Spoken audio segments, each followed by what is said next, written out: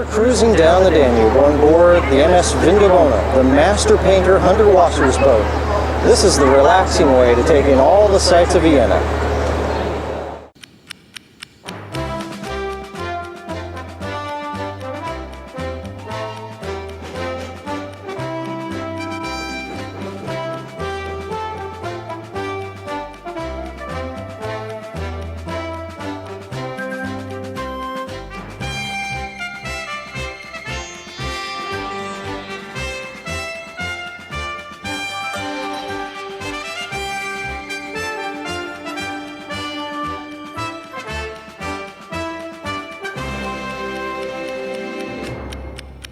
The boat we are traveling on was completely renovated and redesigned by the local Viennese painter Hunter Wasser in 1995.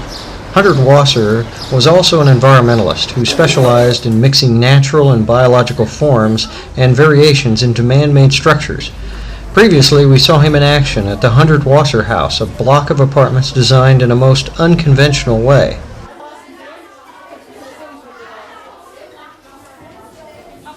We start our tour of Vienna's part of the Danube River at Schwedenplatz, near the underground transit station.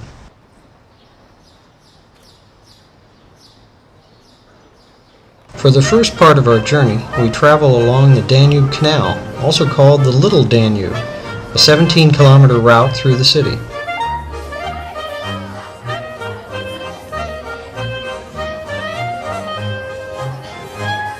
The first site we see is the Urania Observatory, built by Max Fabiani and opened in 1910. Today it houses a cinema and a restaurant.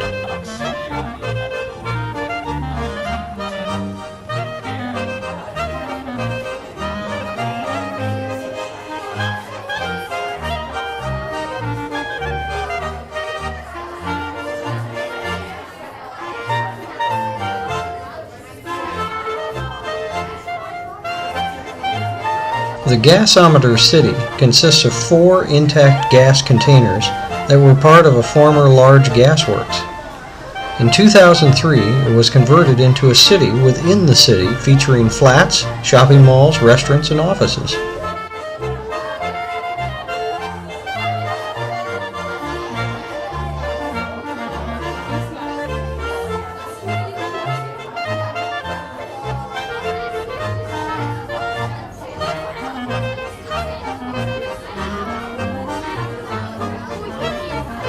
Now we pass through the Freudenau locks and a nearby electrical power plant.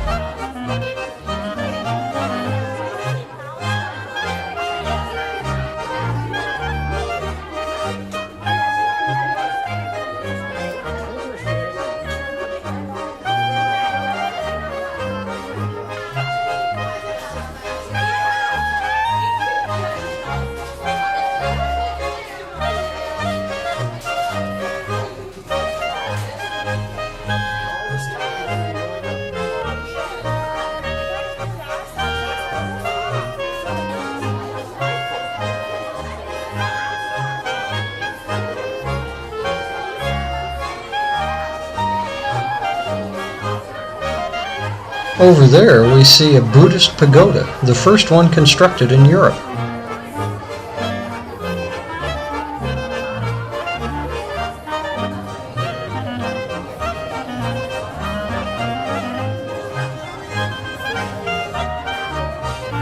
The Ernst Happel Stadium, officially called Prater Stadium until 1992, is the largest stadium in Austria.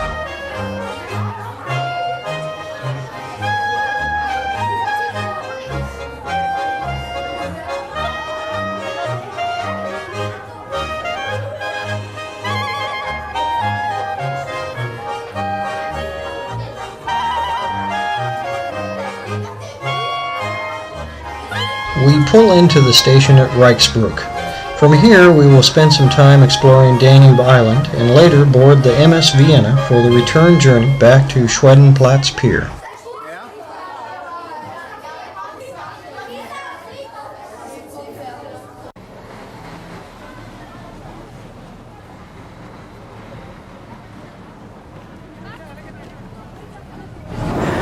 We're walking along the Reichsbrucke Bridge, the only bridge crossing the Danube to survive the Second World War. The bridge collapsed unexpectedly in 1976 and was rebuilt and reopened in 1980. In one direction you can see Mexikoplatz Square with the striking Francis of Assisi Church, also called the Jubilee Church. This large complex was built to celebrate Emperor Franz Josef's 50th anniversary in 1898. In the other direction is Danube Island, an artificial island 21 kilometers long. In 1970, Vienna dug a canal parallel to the mighty Danube River, creating both a flood barrier and a much-loved island escape from the city. We take time to explore the St. Francis of Assisi Church.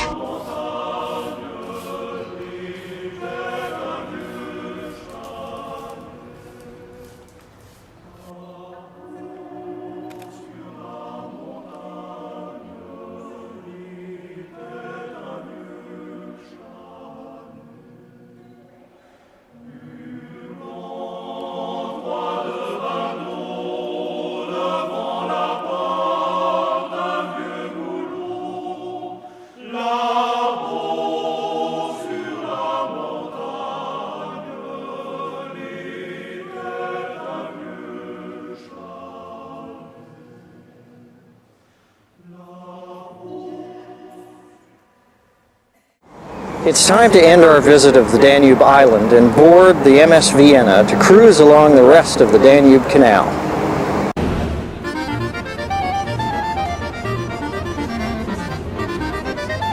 One of the first sights we see while cruising back toward Schwedenplatz is the Danube Tower.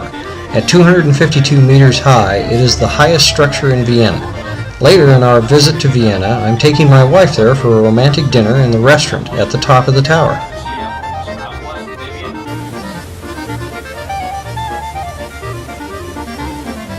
The Millennium Tower is only 202 meters high, and it comes in a close second place to the Danube Tower in department of highest tower in Vienna. It opened in 1999 to commemorate the start of a new millennium in 2000.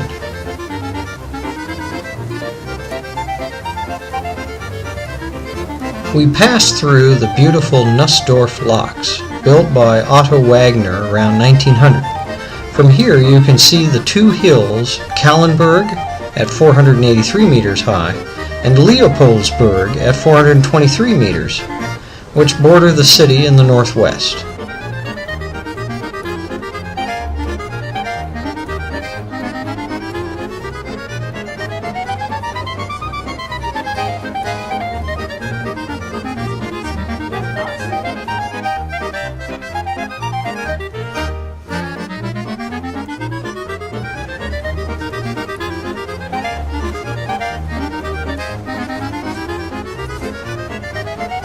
Another Hundertwasser real-life mixture of nature and functional form, the thermal waste treatment plant was designed by him in the 1980s.